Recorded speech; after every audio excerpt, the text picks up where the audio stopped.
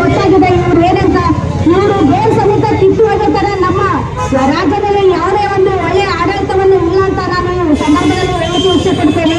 ಪ್ರತಿಯೊಂದು ಯಾವುದೇ ಇದರಲ್ಲಿ ಅಭಿವೃದ್ಧಿ ಕಾರ್ಯಗಳಿಲ್ಲ, ನಿಗಮದಿಂದ ಅನುದಾನ ಇಲ್ಲ. ಇವರು ಇದ್ದು ಸತ್ತ ಹಾಗೆ ಇವರು ಮನೆಗೆ ಹೋಗಿ ಕೂಡ್ಬೇಕಂತ ನಮ್ಮೆಲ್ಲರ ಪರವಾಗಿ, ಹೆಣ್ಮಕ್ಳ ಪರವಾಗಿ ನಾನು ಆಗ್ರಹವನ್ನು ಮಾಡಿಕೊಳ್ಳುತ್ತೇನೆ.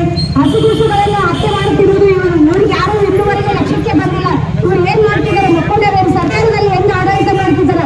ಹೆಣ್ಮಕ್ಳಿಗೆ ಒಂದು ರೀತಿ ಕೊಡೋದು, ಗಂಡ್ಮಕ್ಳಿಗೆ ಒಂದು ರೀತಿ ಕಸ್ಕೊಳ್ಳೋದು, ಈ ತರ ಆಡಳಿತ ಮಾಡ್ತಿದ್ದಾರೆ. ಎಲ್ಲ ಜನಸಾಮಾನ್ಯರಿಗೆ ಗೊತ್ತಾಗಿ ಅವರೇ ಒಂದಿನ ಅವರು ಉತ್ತರ ಕೊಡ್ತಾರೆ ಅಂತ ಹೇಳಿ ಈ ಸಂದರ್ಭದಲ್ಲಿ ಹೇಳಲಿಕ್ಕೆ ಇಷ್ಟಪಡ್ತೀನಿ.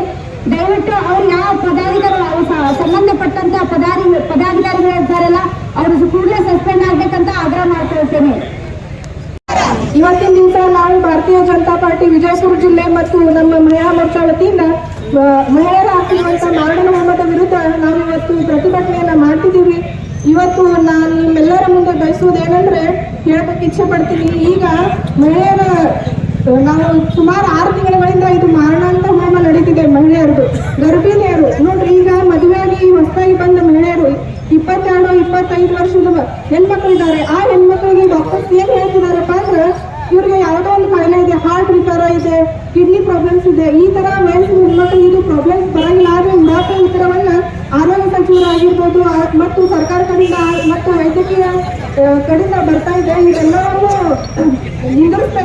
ನಿಂದಿರ್ಬೇಕಂತ ನಾವು ಒತ್ತಾಯ ಮಾಡ್ತಿದ್ದೀನಿ. ಇನ್ನೊಂದು ಹೇಳ್ಬೇಕಂದ್ರೆ ಈ ಸಂದರ್ಭದಲ್ಲಿ ಹಸುಗಳು ನೋಡ್ರಿ, ಮಕ್ಕಳು ಈಗ ಒಂದು ತಾಯಿ ತಾನು ಗರ್ಭಿಣಿ ಆಗ್ತಾಳೆ ಅಂದ್ರೆ ಅವ್ರು ಎಷ್ಟೊಂದು ಕನಸುಗಳನ್ನ ಕಂಡಿರ್ತಾಳೆ. ತನ್ನ ಹುಟ್ಟು ಮನೆ ಬಿಟ್ಟು ನಾವು ಹೆಣ್ಮಕ್ಳು ಅಂದ್ರೆ ನದಿ ಇಟ್ಟಂಗೆ ಒಂದು ಕಡೆ ಹುಟ್ಟಿ ಒಂದು ಕಡೆ ಬೆಳೆದು ಇನ್ನೊಂದು ಮನೆ ಹೋಗಿ ಬೆಳೆಸುವಂತ ದೀಪ ಮಹಾಲಕ್ಷ್ಮಿ, ಗೃಹಲಕ್ಷ್ಮಿ ಆಗಿರ್ತಾರೆ. ಆದ್ರೆ ಈ ಸರ್ಕಾರ ಗೃಹಲಕ್ಷ್ಮಿ ಹಣವನ್ನು ಕೊಟ್ಟು ನಮ್ಮ ಮಹಿಳೆಯರಿಗೆ ಮೋಸ ಮಾಡಿ ಮೋಸದಿಂದ ಅವರ ಮತವನ್ನ ತಗೊಂಡು ಇವತ್ತು ಸರ್ಕಾರ ಚಲಾಯಿಸುವಲ್ಲಿ ಮಹಿಳೆಯರಿಗೆ ಯಾವುದೇ ಒಂದು ಸುರಕ್ಷತೆ ಇಲ್ಲ ಮತ್ತು ಆರೋಗ್ಯ ಸಂರಕ್ಷಣೆನೂ ಇಲ್ಲ.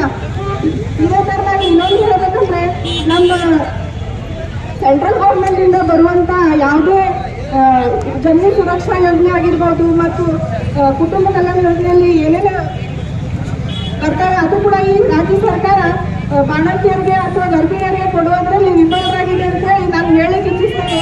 ಮಹಿಳೆಯರ ದಿನನಿತ್ಯಕೊಂಡು ಒಬ್ಬೊಬ್ರು ಮರಣ ಹೊಂದಿದ್ದಾರೆ. ಆದ್ರೂ ಯಾರು ಕೂಡ ಇದ್ರ ಬಗ್ಗೆ ತೀವ್ರ ಪ್ರತಿಕ್ರಿಯೆ ಆಗಿರ್ಬೋದು. ಆದ್ರೆ ಅವರು ಮನೆಗೆ ಹೋಗಿ ಸಾಂತ್ವನ ಹೇಳುವಂತ ಕೆಲಸ ನಮ್ಮ ಆರೋಗ್ಯ ಸಚಿವರಾದಂತಹ ದಿನೇಶ್ ಗುಂಡೂರಾವ್ ಮಾಡಿಲ್ಲ ಮತ್ತು ಮಹಿಳಾ ಮತ್ತು ಮಕ್ಕಳ ಕಲ್ಯಾಣ ಇಲಾಖೆ ಸಚಿವರಾದಂತಹ ಶ್ರೀಮತಿ ಲಕ್ಷ್ಮೀ ಹೆಬ್ಬಾಳ್ಕರ್ ಆಗಿರ್ಬೋದು.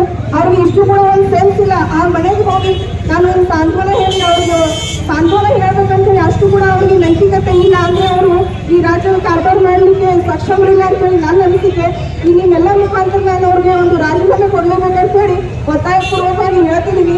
ಅವರ ನೈತಿಕತೆ ಹೊಣೆ ಹೊತ್ತು ರಾಜೀನಾಮೆ ಕೊಡ್ಬೇಕಂತ ಹೇಳಿ ನಾನು ಆಗ್ರಹಿಸ್ತೀನಿ.